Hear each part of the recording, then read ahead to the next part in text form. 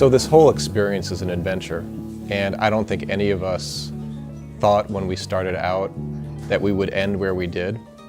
And when we all gathered together at the end of the term, I was very moved as the professor. It was one of the most significant moments in my professional life to see everything come together, to see the young people at DIT and how they had been changed, to see how my students had been transformed.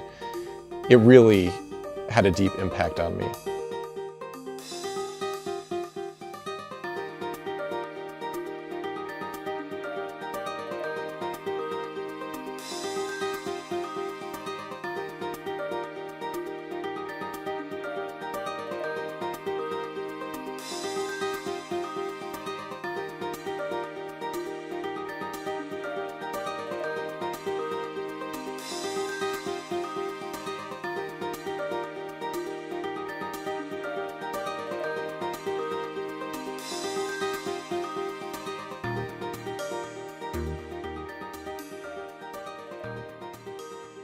The students are adapting drastically over time.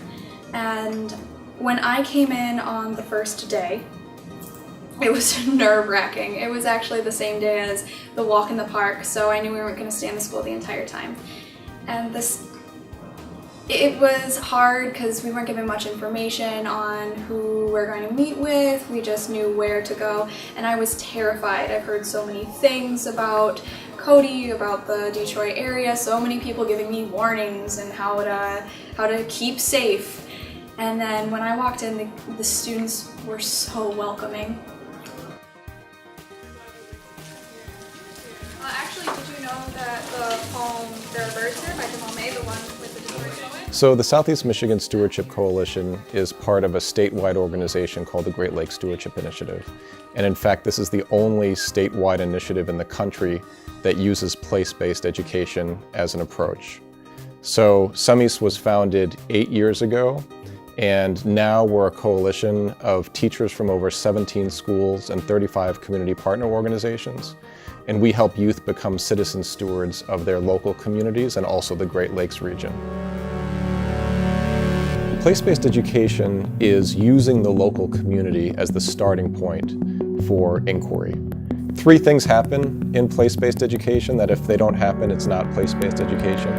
1 is it has to be based on student questions, on student-driven inquiry, and this rarely happens in schools. Most of schooling are teachers talking at kids, are teachers talking to kids right now. It's very rare that students ask questions that they're passionate about, that they're curious about, and that the teachers are permitted and allowed and have the skills to take student curiosity and create a curriculum around it. But that's really the most powerful way of teaching. If you think of your own education and what you remember from your education, you'll pull up images of your own curiosity and being able to engage in that curiosity. And that's true of adults too. We learn when we're curious, we learn when we're interested, and somehow in our country, a lot of our schools have become disconnected from this idea of education. So education at its root, educare, is to draw out, right? So in place-based education, we draw out from the students, their interests, their curiosity. So let's be very honest about the real challenges that teachers face. Teachers face a lot of challenges, and when you teach in an urban area, you face a lot of challenges as a teacher. So our goal is not to hide those challenges from our beginning teachers. We're immersing them in an atmosphere where they see those challenges for themselves. They're supported in enacting the best version of themselves in that very challenging atmosphere, and they're coming out of that experience feeling prepared. They know the challenges, and then they also see the rewards, and the rewards outweigh the challenges 100-fold. I think I would recommend this to someone who hasn't had this experience because it is so transforming and so life-changing. It makes you realize how much you want this, how much you want to be a teacher.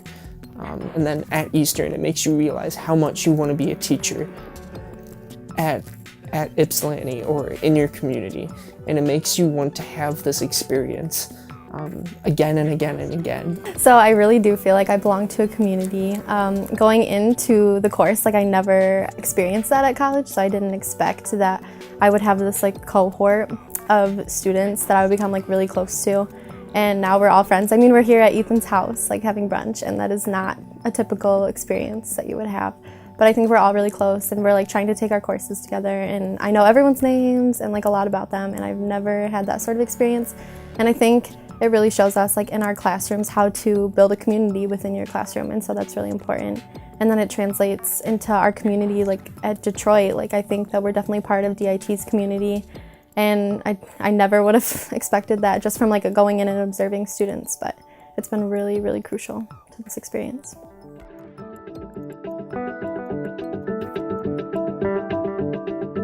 So in many ways, Eastern is perfectly situated for being a leader in place-based education, both in Michigan and nationally. We were one of the first educational institutions in this country to have community education as the centerpiece for what we do, and also we were leaders in community education all throughout the 20th century. And so place-based education is getting back to our roots at EMU and saying, how can we use this approach to again become a leader in community education in this country? You can't learn the feeling of what it means to belong to a community unless you experience it firsthand. And you can't teach young people to create communities of belonging until you experience it as well. So what we're doing is immersing our students in a community where they feel a deep sense of belonging with their classmates, at the school, in Detroit. And once they experience that, the passion that is unleashed is incredible, it's inspirational.